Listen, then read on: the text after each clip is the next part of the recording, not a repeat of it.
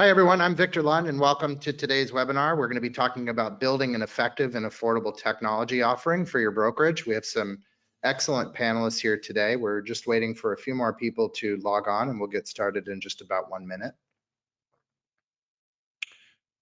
While we get started, I think it's important that we recognize the power of the date.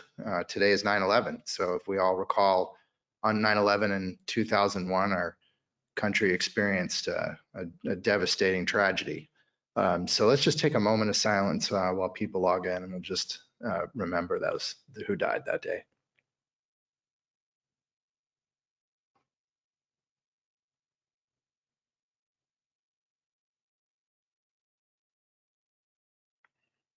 All right. Well, thank you for that.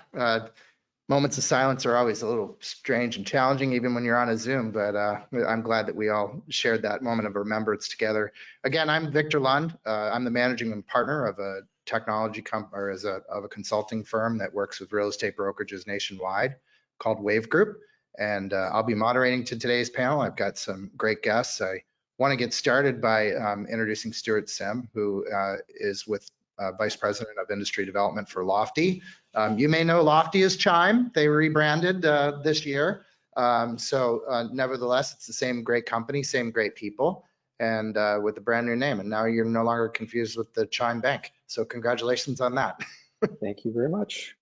Yeah. So yeah, I just thought I would jump in here today. I want to introduce my other panelists quickly. So in addition to Stuart, I have Sarah Plazo, Wave Sarah. So there, your name's on your thing, but anyway, we work, quite closely with Gibson Sotheby's on a lot of M&A transactions. But Sarah is their director of resource engagement, which is parlance for she helps real estate agents use the tools that their brokerage provides and be successful with them. So thank you for coming, Sarah. I appreciate that. My next panelist is Jeanette Schneider, and she's the president of RE/MAX of Southern Michigan. And she's going to be sharing what they offer to all of their franchisees. And for those of you who don't know, RE/MAX has a little bit of an interesting situation. They have the franchise, which they lovingly call LLC, but that's RE/MAX LLC. And then in some markets, they have a master franchisor, and that's RE/MAX of Southern Michigan for that region. Did I get that right? And then then you have franchisees underneath your master franchise agreement, and you guys sort of coordinate all of the services for your franchisees, which are different from what they get from LLC and different from what the broker might have, right? So anyway, I think that this is really an important setting for what we want to talk about today. This year, Wave Group wrote what we think is a really good paper about the broker technology roadmap. We think of broker technology in two sort of phases or modules. We look at the consumer facing part, which you would kind of nominate as your website, and then we look at the back office or intranet, or there's a lot of different names for it, but the tools and services that real estate agents get from logging in to their broker back office. And we're going to learn a little bit about the differences today, both from Jeanette and Sarah, because their architecture for what happens when an agent logs in is very different, and the purpose of that intranet is very different. But we highlighted in our white paper quite a few things that I think are material to any brokerage, regardless of size, regardless of franchise, non-franchise. It doesn't really matter. These are sort of guideposts that you should consider when you're kind of putting these things together, or review if you're looking at what you have, to consider ways that you can roadmap for the future. And I think what you'll hear from Sarah and Jeanette will certainly be inspiring to you as well. So now that you understand the intranet, one of the big bases of your intranet is what you kind of think of as a roster, what technologists call identity management. So you understand that when you log in, your username and password is a credential, and that credential associates each person logging in with the type of elements that they can see and the types of things that they can do. We call that permissioning. So identity management is really sort of the bedstone of your intranet, when you log in, it knows who you are and surfaces the things that you need to be focused on based upon your role in the organization. So in Jeanette's world, that could be the franchise owner. Beneath the franchise owner, maybe office managers. Below office managers would be some combination of teams and agents and staff. So what each of those people can do in that organizational structure is really managed by identity management. And a lot of people have a variety of strategies as it relates to that. But it's just something that you need and something you should talk to your web developer about. So once you have the person logged in, I mentioned you could kind of talk about permissions and things. So in today's brokerage environment, they usually have anywhere from a half a dozen to more than 24 products and services that agents can use for their business. And the range of those things are extremely broad. And so in order to help real estate agents deal with the problem of password fatigue, which is the #1 reason why a real estate agent calls a help desk, the industry has adopted what we call single sign-on technology. And if you've ever logged into your MLS, you know exactly what that is, because when you log onto your MLS, you see icons for other products and services. You can one click and you're right into that product. So you don't have to re-log in with a new username and password, or remember which username and password, or which password and username, or whatever it is. You just log in once and you can click into any of the applications. It makes life super easy for real estate agents to use the tools that you're providing to them. One of the things that we've seen that has blossomed is the notion that real estate brokers can divide the tools and services that they provide to their agents between free services and what I'll call premium services or paid services. If you take a tool like BombBomb, that might be super popular for 25% of your agents. Well, as a broker, you don't want to purchase it for all of your agents if only a quarter of them are using it. So you might put that into a premium solution, or you might put that into a premium bundle of solutions that would allow those agents who are using those products to see and experience that product as they need it, but you're not buying it for everybody. So when we think about the premium services marketplace, we really see this as an opportunity for brokers, on one hand, to reduce their costs. So rather than licensing, we call it a site license, but rather than licensing a product for all real estate agents in your brokerage, you might say, well, for some of these products, I'm going to make them premium. So I may provide a real estate agent website, a CRM, a CMA, a virtual tour solution, access to a marketing platform that gives them all their digital marketing for free, but they have to pay for things like print marketing, or they have to pay for other tools and services like BombBomb, or they might get a sample of something like AdWorks to promote a listing that's good for a week, but they would pay to pay these other things. So that side of the premium marketplace is an opportunity for brokers to actually collect income, because you are acting as a reseller to your brokerage community. There are things that you're probably promoting across your brokerage. You deserve to get, sort of a reseller dividend and additional income. So we see that as like one of the new and pretty awesome opportunities for real estate brokers today. The other thing that we're beginning to see emerge is what we call a customer data platform. So we have, as an industry, tried to connect applications seamlessly. So for example, a lead generated on a website would go into a lead management tool, and when that lead is accepted by a real estate agent, it would automatically go right into their CRM. Well, in all those cases, I've taken a customer record along with customer preferences, and I've moved them from the application of the website to the application of the lead management solution, which has its own business rules, and then I've bumped it right into the CRM of the real estate agent or team when they accept that lead. So customer data platforms, being able to move these customers, is the idea that wherever you touch a customer across any of the products or services that you offer as a brokerage, you consolidate that data down into a central data repository where all your customer records exist.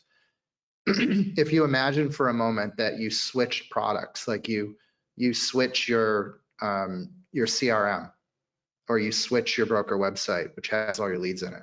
You want to be able to take those leads and move them into the other application. Or you may have a new product that you launch and you want to invite all of your customers to come and use that product. You're able to do that with the customer data platform. It's a very new and emerging environment for real estate brokers. There's only a few companies that have really gained understanding of this stuff, but it's something that you should bear in mind in your roadmap. One of the other topics that we began to talk about a lot is, I mean, everybody, if you've been to a conference or you've read anything in the media, you have learned about artificial intelligence and the role that it's playing, not only in real estate, but across every industry and across our lives. I mean, we've all played with ChatGPT and we understand how interesting it is and the existential concern about it. But regardless, we find AI that's coming into real estate applications each and every day. And as you learn about those, I think there's one critical question that brokers need to make, and that is who owns the output. So, we have customers that, always endeavor to use premium versions of AI tools. Don't use the free one. In the free version, they own everything that you do and everything that you create. If you use the premium version, then they don't necessarily use it or share it. If you use premium versions that are acting off of your own database, that's even better, especially if that database isn't shared. So there's some best practices around AI, and the big question for brokers is who owns the data. For example, you wouldn't want AI to write a property description and then put that description into the MLS using a free service. Because when you put a listing into the MLS, you're clicking a button that says, I'm hereby certifying that the photos and description text and other user-generated content that I'm contributing to the MLS, I own it, and I'm sharing it with the MLS. Well, you need to kind of perfect that promise of ownership. Another area that we think is super important, and I think all of us who wake up every day without a job, so to speak, any commission-based employee who is working every day for a close to get a paycheck, is the understanding of how much have I earned in commission and what pending sales do I have that are going to imply income when those things close. So we've seen this sort of marriage between broker back office systems and the ability for a real estate agent to gain instant access to their historical commission earnings, as well as what they have pending and what their commission output will be when those close. I think that's super important. It keeps real estate agents laser focused on what they're really here to do, which is do transactions and earn commission. There's some more related to data management, but I specifically want to talk about data management policy. So I think it's important for brokers to help real estate agents feel comfortable in the tools and services the broker provides by making a promise to them that the data that they provide in your systems is their data, and giving them the promise for the opportunity to take their data with them, or take, even products that they really love with them. You're obviously not going to continue to pay for them, but hey, if you want to take this and go with it, we've accommodated that, or at least we'll let you take your data and go. It's one of the #1 reasons why real estate agents don't attach themselves to broker provided products. They're afraid that if they leave the company, they won't be able to take that information with them. And it's a serious concern when you recognize that the average real estate brokerage has a 24% churn rate each year. In other words, 25% of the agents working for your company today will be leaving your company within 12 months. And so, it's serious, and you don't want agents to not use these tools because you're not making those promises. But so give some thought to that. A couple other tools real quick before we jump in that I want to mention is market statistics. So I think, making sure that your real estate agents have available to what's happening in the marketplace. A lot of that information and data sort of lives over in the MLS side of things, but you can link to it. I was looking at, we deployed a solution recently that allows real estate agents to grab a snippet of code, which allows them to put market statistics on the communities that they serve. So they build a homepage for the city that they concentrate on, or the neighborhood that they concentrate on, and they can embed those market statistics there. Like being able to help your agents and as a brokerage firm get the statistical information that they get on the big portals and have that on your local website, I think is a really important part. And then the last thing that I we don't see enough of that I believe everybody needs to have as a real estate brokerage is the ability for your office managers or whoever's doing the recruiting, when they log into that back office system, they need a CRM for recruiting. You always have to be recruiting in real estate. So that's sort of my introduction, just to lay the foundation. I'm going to turn now to our panelists, and I think we'll let Jeanette go first. Jeanette, how are you today? I'm doing fantastic, Victor. How about you? I'm doing good. Well, we had a wonderful meeting leading up to this, and thanks again to RS Media for putting us all together.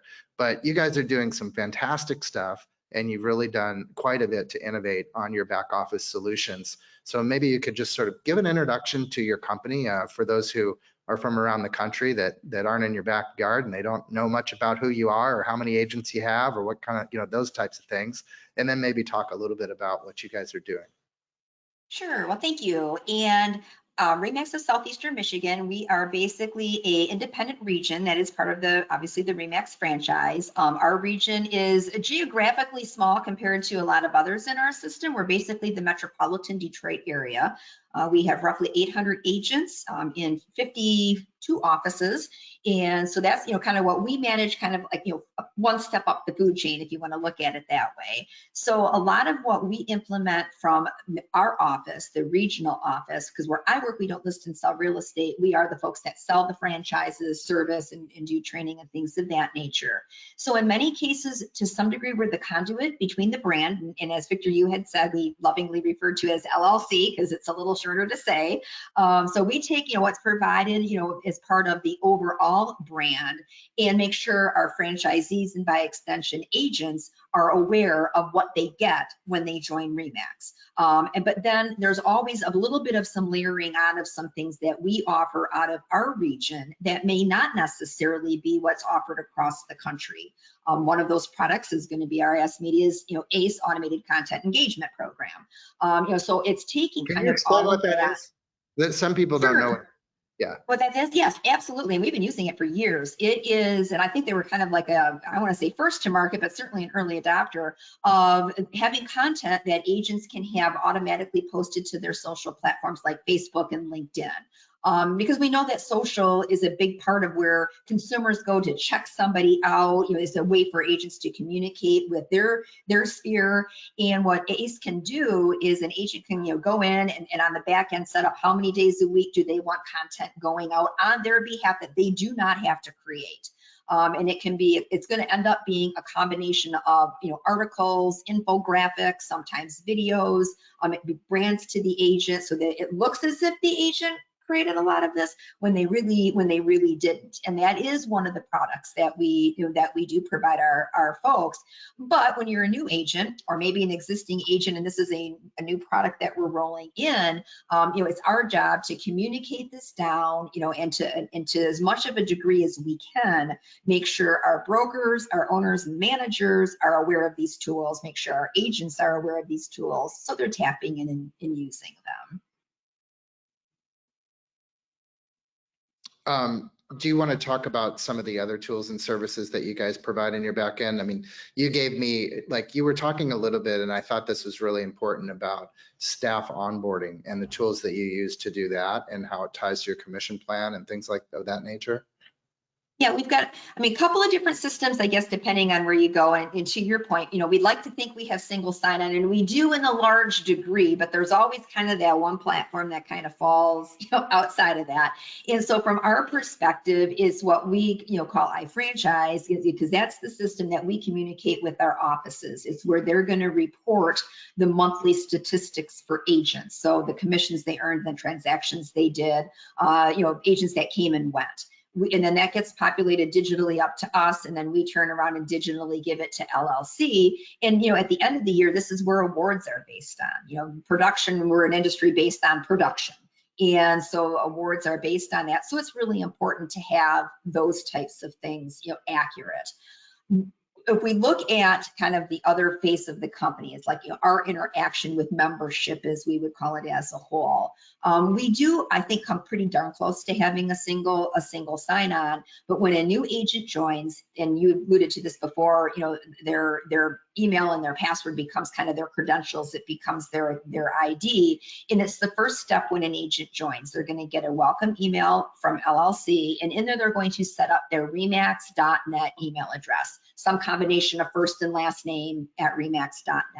They then choose the password. That then becomes their credentials to log into either in our region, it's mactech.me. If you're more of a company-owned region, it would be Max Center. And either of those are really the single sign-ons to the plethora of other things that Remax as a brand provides, whether that's, KV Core and all the tools, or now Bold Trail as they're rebranding, all the tools that they have, ACE, and other things that are out there. Now, we know that onboarding agents is that critical time frame, right? When an agent, whether they're new to the industry, or in Remax's case, more likely they're moving from another brand and they're coming to Remax, it's a critical time when they make that move, right?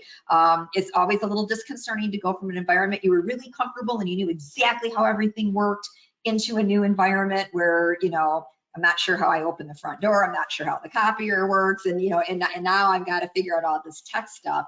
So what we've done, because we're not in each of the 50+ offices, as much as we'd love to be and, put our arm and kind of come up right alongside them, what we've devised over the last little bit kind of grew out of COVID. We used to do the classes live. Obviously, COVID, that wasn't possible as new agents came on board, so you have to pivot.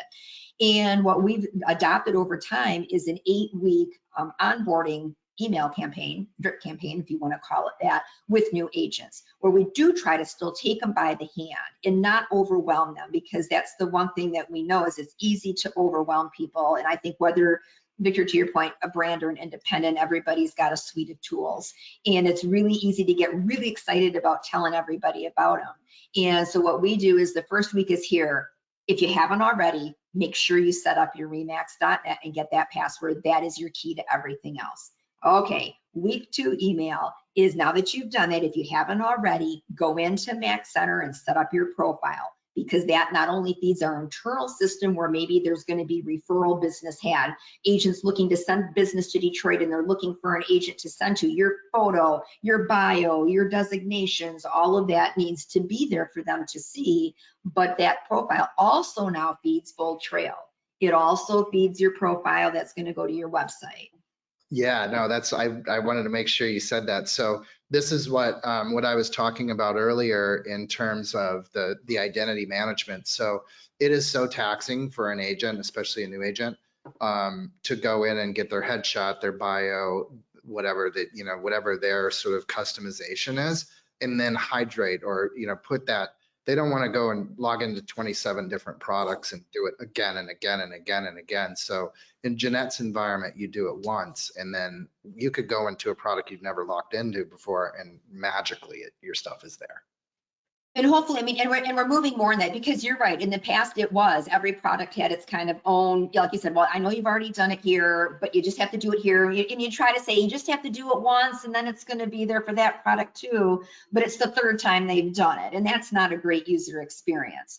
So as much as, whether it's us or someone else out there, as much as you can do a one and done, that is always helpful. So for 8 weeks, we're walking new agents through, again, from our perspective, here's the tool, here's what you need to do to kind of launch and get it going. And then if you want to dig deeper, kind of here's the next step you can take.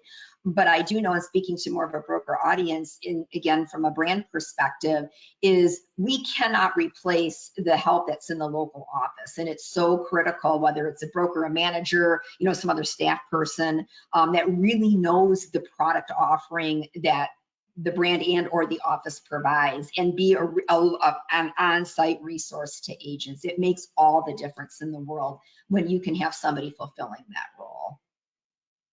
So obviously you have a train the trainer kind of program for whoever's in the office, right? You're making sure that they're on a whole different sort of, what is it, a weekly call to find out, how are you sort of cadencing out to make sure that there's subject matter experts in the office? Well, we have a tech support team. So there's 4 independent regions that are part of REMAX, and we all collaborate together with a third party that provides tech support. So, I mean, you think tech support, you think ticketing system if something's wrong, and it certainly is that. But they also have a learning module, and once a week they have office hours. So anybody in the system can pop in, and if they've got a technology related question, they're there. That doesn't take away the chatting and the emailing and the phone calling you can do anytime, but they make themselves visible on a webinar once a week. And then with that, we also have that for office admins, office staff and manager, kind of dialoguing and, talking through either usage cases, how to help your agents do things to try to make sure that we're getting the messaging out to the really boots on the ground that are there to help the agents. So I'll let you finish by maybe, and you might say nothing to this answer, but what's the one thing that's really bugging you that you'd like to see improve, not only for your company, but for the whole industry as we move forward? I think over the years, one of the biggest challenges that we've had, and it might be because we sit in a slightly different seat, is that technology vendors, and it probably goes beyond that, they don't look at things from an enterprise level. A lot of tools appear to be built, and this just could be the glasses I wear looking at it, appear to be built to solve maybe an agent problem or maybe an office problem. But as teams become a bigger issue, it's kind of like there are often technology solutions that don't really seem to have been built to accommodate teams. That can be an issue. They don't often seem to be built to accommodate, somebody like our office, a regional office, having, the ability to help, from a like a 30,000 treetop view. I think so that's historically been a challenge to have something built. And then the other side of that is staff. Staff seems to be completely overlooked as to access these things. And it's the funniest thing to me because they're really critical. I mean, it might be more obvious on a team if you have team members or a transaction coordinator that you need to have access. But even if you don't, and I don't care if you're a big company or a small company, although you probably see it a little bit more in the bigger multi-office companies where you have staff that's trying to provide customer service to agents. They're trying to go into the back end and help them set up a website or, do something there and set something here or fix something an agent says isn't working. And in many cases, the platforms don't allow staff to have their own credentials. And so then they're even having to borrow the agents, which that's not necessarily, we were all taught you don't share credentials. That's how things go bad. But yet systems don't seem to be built to accommodate it. So those are 2 things off the top of my head that I would say are kind of. Well, it is a death of a thousand cuts. We work tirelessly in our MLS business to try and help MLSs come up with a structure to understand teams and team admins. So there's a structure for broker and agent and broker admin, but there's no structure for teams at all. And generally speaking, there's no structure for a real estate office manager who is not a realtor or not listing and selling or an agent. Yeah. And which, I mean, I would say that our industry is probably split 50-50 on whether office managers are selling or not. There's, certainly a lot of logic and argument for each side, but the fact that an office manager can't log into an MLS or can't log into an application that the broker is providing to all of the agents in the office and get a picture or a window of what's going on with all of their agents and be able to clone themselves in. An agent walks into the office and I'm coaching them today about how to grow their business as an office manager. I can't log into their CRM and see what's going on. Are they using it? How many customers do they have in there? I mean, we kind of know, depending on who you are, like we kind of know these funnels. Like you need a 1,200 person farm area. In order to succeed in real estate, you need out of that farm area, which, that's sort of where you're doing your blanket mailings and where you're focusing your door knocking on, or you're focusing whatever on, like you're going to know some subset of those. And, the idea is that if you get between 300 and 500 in your CRM, and you're really staying engaged with those customers, you should very easily have a trade a month, after you've been sort of working that group for a really long time. But yeah, I mean, brokerages today don't really have the ability to even take that knowledge and go in and coach a real estate agent on how to follow those best practices, which every trainer in the world will tell you is what you need to do to be successful in real estate. So I'm with you, Jeanette. Let's get that team stuff worked out, and let's get staff the ability to clone into these accounts and be able to kind of look at the environment that agents have and see what they're using, what they're not using, and how they can be better. So Sarah, hi. Hi, thank you for having me on. Yeah, no, I'm so excited. We're a huge fan of Gibson Sotheby's. Maybe you could just begin by talking a little bit about the company and where you guys operate and the size of your business and your role in the company.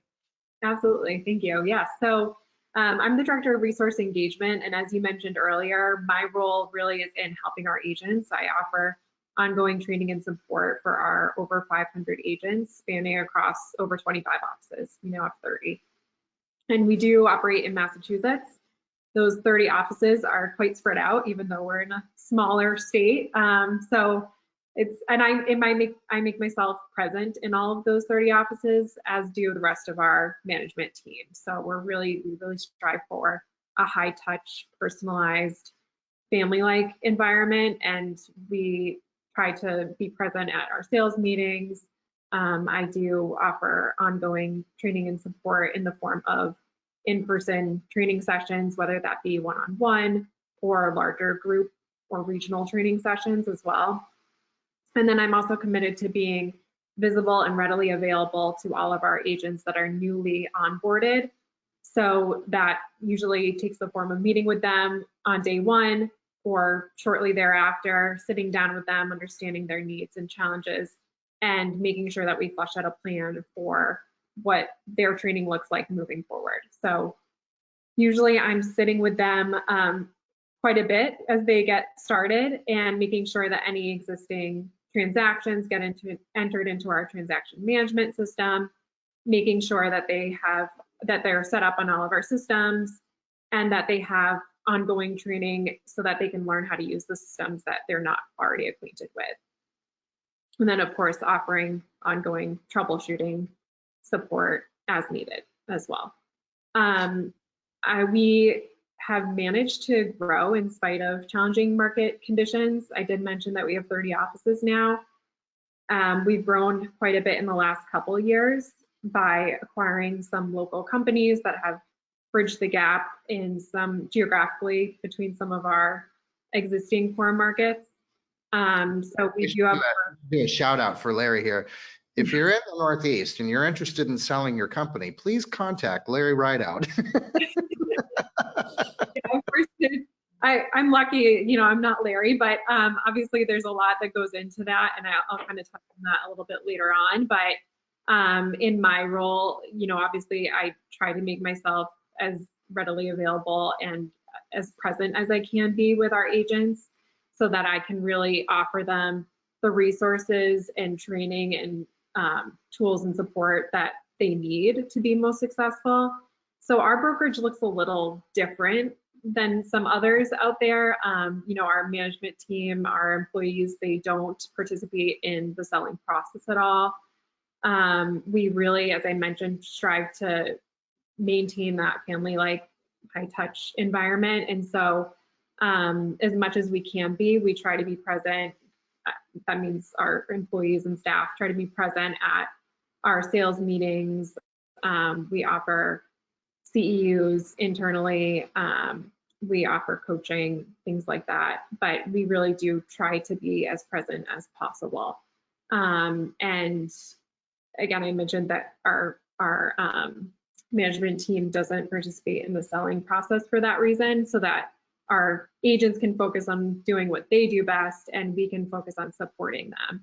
So we also have, in addition to our various departments, a relocation and referral team, full-time support staff like myself, an operations team, an in-house general counsel, a brokerage team with regional office directors, and then a really comprehensive marketing team with what we refer to as office marketing coordinators, who are really our boots on the ground inside each of our offices to support our agents' needs on a day-to-day basis. So they are creating marketing collateral in Design Vault, which is the system that we use to create that marketing content. And then they're sharing that marketing content with Agent Sphere of Influence through ActivePipe, our email marketing platform as well. Yeah, and you use some other tools like Union Street, List Hub. List Hub is one that you guys use that not a lot of brokers have heard about. You want to talk? Yes. Yeah. Yes, absolutely. Yeah, so I can talk a little bit about some of the tools that we provide. And I should have mentioned that another thing that sort of sets us apart is that we have curated our own tech stack. We realized pretty early on that since agents have such diverse needs and we are accommodating agents from various backgrounds in really varied and diverse markets, there wasn't going to be a one size fits all for us. So we really tried hard to create a tech stack with various tools that can be customized that meet our agents' needs. And we have about 13 tools that an agent would use, more regularly. Some of those being ListTrack, as you mentioned, which is a property reporting tool where our agents can share seller reports that share geographical data on where some prospective buyers may be coming from. And that insight can be shared with their sellers to give them better perspective on what's going on in their market.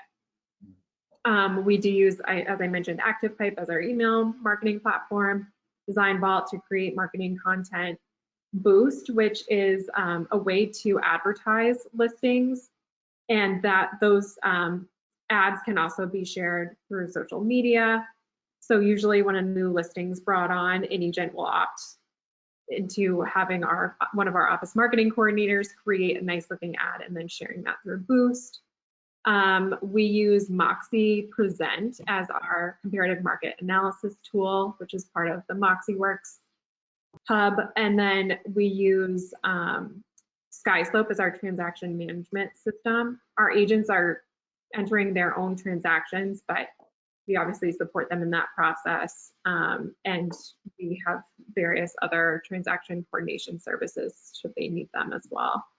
And then Real Scout is our listing alert tool that we use in place of, Zillow or something like that. Those are the big ones.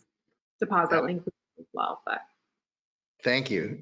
It's impressive. I really, I think that on the scale of real estate brokers just providing no support to their agents versus doing everything for their agents, you're probably as far to the everything for your agents as you possibly could veer, and it's really neat. One superpower, Sarah, that I've recognized about your company, having worked with your firm on mergers and acquisitions, is that your company may, be working with a potential acquisition candidate for months or possibly even a year to put a merger together very quietly, very secretively, all in the background. And then there comes that day. I call it day one. And it's the day that every real estate agent working for the firm that you're merging with or that you're merging in learns that they're going, their company's going away and they have all these new things. So can you talk about like how you guys prepare for day one to sort of ease the shock of those real estate agents? And, I think all the brokers on the call know that moment of truth, that day one for those real estate agents is the most important day to prevent breakage.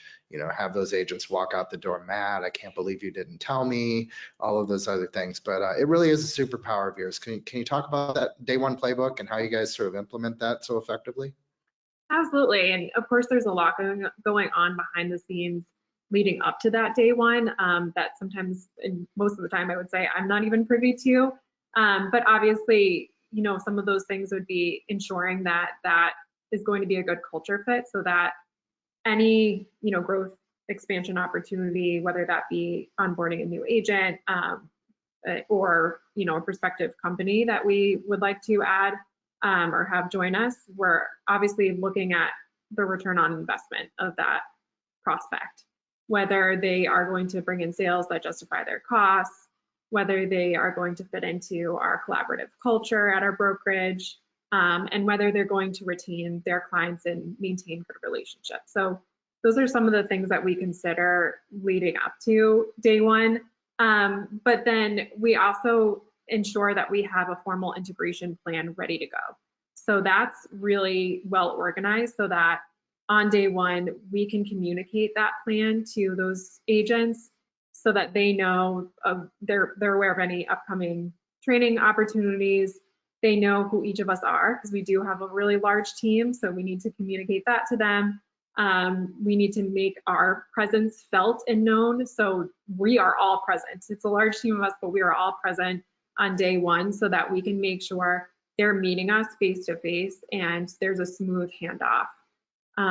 And so that's the most important thing. But as I mentioned, we really have strived to preserve that high touch and personalized family-like environment. And that's really what agents are attracted to with us. And that's why they've joined us. And I think even in these situations where we're having, maybe a larger brokerage or company join us, they are aware of who we are.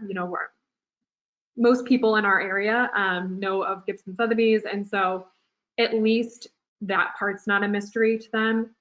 We just need to make sure that the communication and the support that is felt on day one is strong enough that the challenges and hurdles of making that transition to a new brokerage aren't as daunting. Yeah, I always think about it as like on a severe case, like what it must feel like for a child to be adopted into a family, but on a less severe case and one we can also all relate to, which is what I call the first day of school. Like where you're going, like especially when you're, it really, the shock that always comes to mind for me was not grammar school, because I kind of went to the same grammar school all 6 years or whatever. It was the shock of going to junior high, because for me it was a new building. I didn't know where I was going. I went to the orientation with my parents like everybody does, walked around, but like when you get your schedule and you don't know where to go, what floor it's on, the doors, the numbers, and you're doing all of this, like you and every other student are kind of walking through the halls with your thing, trying to find your stuff. Where's my locker? It's just crazy. It's chaos. And, for real estate agents, they're day one, whether they're merging into your company or whether it's just a new agent that you're onboarding. Like I really encourage every broker to have a solid playbook for that, and just hold their hands, love on them, make sure they know that you're here to support them and that they don't need to do, as Jeanette said, you don't need to learn everything on day one. We're going to just sort of spoon it to you. And if you can accomplish this today and this tomorrow and this the next week, that you're going to have success with our company, and we're all here to help you. So just super impressed by everything that both of your companies do. Jeanette, Sarah, you guys are icons in the real estate industry, and I really appreciate you sharing so much that you shared today with the other brokers on our call. So I want to turn now to our sponsor, my friend, Stuart. Sim, how are you, buddy? I am so fantastic, Victor. It's great. I'm at home this week before the real travel schedule kicks in with, Blueprint and Thrive and some of the other events that we're sponsoring and attending. Yeah, I know. I saw you last week, and I'll see you next week. We're on tour together, so I it's pretty know. impressive. And so tell us a little bit about Lofty. I mean, as I mentioned earlier, you guys went through a brand change. You were called Chime, and I think most brokers on the call think of Chime as a top producing agent solution or a top producing team solution. But you guys have really jumped into enterprise, and are really supporting more and more brokers with your application. So just kind of tell us a little bit about the company and its size. Yeah, I'm gonna, before I go down the Lofty path, I'm gonna make a couple of comments because it's interesting to hear brokers and where they're going today. And there's a few things that I think are super important for the industry to understand as we move beyond, call it this troubled time of low inventory and high interest rates. So the first thing is younger people are coming into the industry and those people embrace technology. It's not like it was 10 years ago where, you know, agents struggled with technology. They need multiple training sessions. Technology is being embraced. AI obviously is pushing that forward very quickly, and that's only going to get better in the next 2 years and beyond, right? You're going to see just vast improvements. You know, it's starting with ChatGPT or a chatbot that's much better than they were 5 years ago. And that is really how we look at the world. One of the great things, and it's terrible to say this, but COVID did some great things for the industry. The first thing was, when we look at the world, we look at everything from search to settlement, right? So what was the experience that the consumer had when they went to a website, when they Googled someone? Was it effective? Were they followed up with? Now, the industry has some colossal deficiencies. You know, everybody complains about leads and the lack of conversion rates and lack of, you know, turning them into business, because there's so many agents involved, and, you know, 4 or 5 agents are calling, or 12 or more. But our goal is to make that an easier process. And there's a few things we think about when we do that, when we go down the path. And over the last, you know, 2 years, what's become something of an oddity in the industry is rentals has really taken a step forward, which is really key, because only 15% of brokerages dabble in rentals or property management, right? So we actually looked at the world and said, we're going to go down that path, and we built a property management tool. You know, the part of that lead piece is that everybody focuses on top of funnel when you really need to focus more on your whole business. And when we think about it, we look at cost versus revenue as a company. So when we're presenting to someone like Jeanette or Sarah, we are actually looking at, what does it cost to bring in a new system? You know, between the actual cost of the software, the conversion, possibly hiring technicians to come in and do it for you, all these different pieces. But what is it going to generate in revenue down the road? And really, what we equate that to is the productivity of each agent. So that is one of the keys, right? If you've got 100 agents, but only 20 of them are productive, and you talked about this briefly at the start, you're like, if I have 100 agents and I only really need 20 seats, well, why is that? And as a technologist, I've been doing this a very long time. What I see is our problem is getting that user adoption across the board, right? And that's not just people saying, I'm logging into Lofty. It's people saying, instead of using just the CRM component or just the website component, I'm using 80% of the product to run my business. And the other thing I'll say is, you know, Sarah was talking about 13 products in her office. She's got 13 to 15 different products. Well, we want to take that down to 3 or 4, right? Lofty is truly a full solution when you think about what we're offering. And, you know, Jeanette, thanks for pointing it out. We are a full enterprise solution. When we started, we focused absolutely on single agent, but over the last 3 years, we've really converted Lofty into a full enterprise solution. And we've had some incredible success because of that. People like Epic, people like EXP, the Real Broker, LPT out of Florida have all embraced kind of what we're doing from a you know, technology perspective to make the world of the agent that much more efficient. Now, the reason I say 3 or 4 instead of 1 is that people are always going to use things like BombBomb or SkySlope or Dot Loop in the back end to do something that we don't necessarily do that well. But when I think about, you know, a broker, what is a broker? A broker should be a facilitator of making a life of an agent better. And for me, moving forward, it's all about technology, training, adoption. So everybody in the office is using it, they understand it, they can help each other use it, they can get to a better place with technology moving forward. So it's really, really kind of important as we go down the path. You know, the consumer experience, the agent experience, the team lead experience, and the broker experience are all tied together.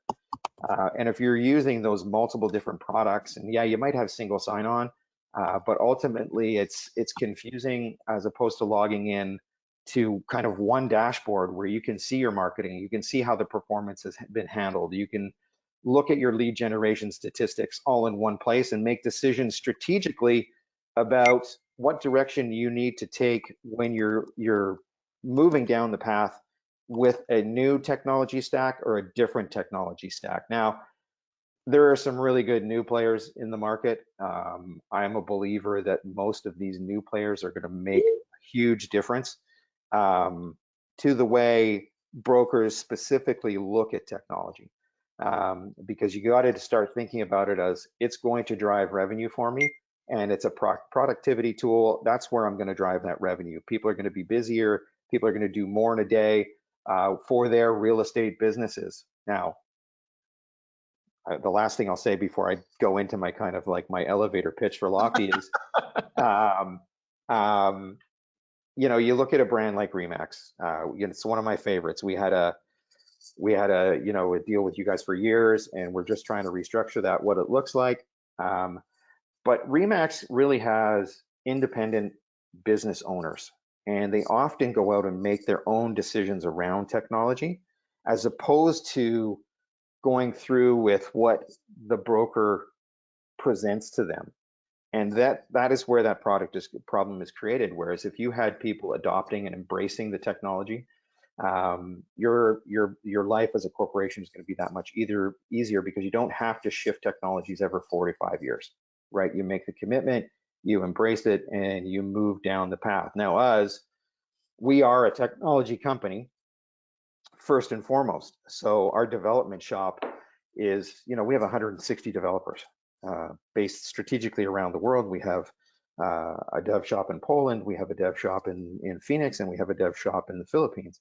So we're kind of spread out, but we have the resources to really go and move the needle quickly when someone suggests they need technology.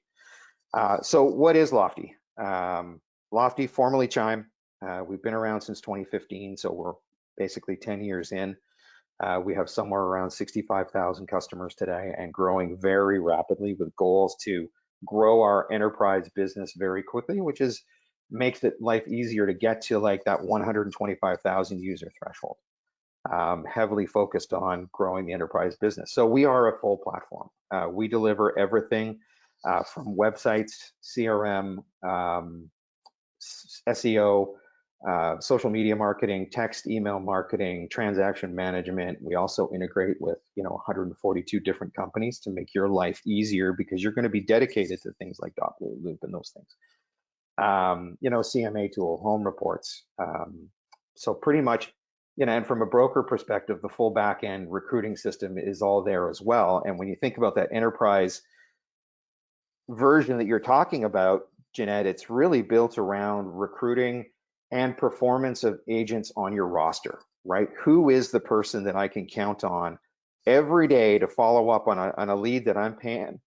You know, I'm paying Zillow $10,000 a month to deliver those leads, yet half of them aren't even being followed up on. How do I change the viewpoint of my business to get to where I'm comfortable spending a little bit more money maybe with lead generation, but I'm also got to think about the conversion of those leads that did nothing. So if I have 10,000 agents in my database, clients in my database, I'm only calling 200 to 300 of those every year. What happens to the other 9,700? And that's where Lofty really jumps in and does an amazing job, because the nurturing, long-term planning of what we do is really what we think about when we think about long-term in the industry. So, you know, for us, you know, we've got a short time left here. For us, it's all about moving in a new direction and helping real estate agents do something completely different, like maybe dabbling in rentals, because a rental turns into a buy in 2 to 4 years, right? So you're creating a pipeline of business that's very different. But then we also look at long-term conversions. You might have talked to someone 5 years ago and it didn't fit, but today it might fit because their situation has changed. You know, they had 2 kids that were 12 and 10, and now those kids are moving out of the house, or and they don't need a 3,500 square foot home anymore. So they want to downsize, and maybe they want to buy a vacation property, or maybe they just want to pull equity out of the home that, you sold them 10 years ago. So it's we look at the world, and Victor and I sat down and we were chatting about this last week. It was like, we look at the world very differently than everybody else in RE tech. We have different thoughts about how brokerages can operate to make more money based on what they've built up. You think about Sarah and your 30 offices, like what a great story to tell in the real estate industry. But how can we jump in and go, wow, 30 offices, we can interject in all of them to make sure you're having the same experience, but you're also not having to log into 13 different products. You're logging into 1 or 2, maybe 3, and you're not freaking out because you're not a technology-based agent. Now, as we get older, I'm not the youngest guy on the planet. So, I love technology because I've been in it for 22 years, but most 55, 56-year-old people struggle with it a little bit. But that's going to change as newer people come into the industry. I'll stop with that. I hope that was a clear picture of what Lofty does.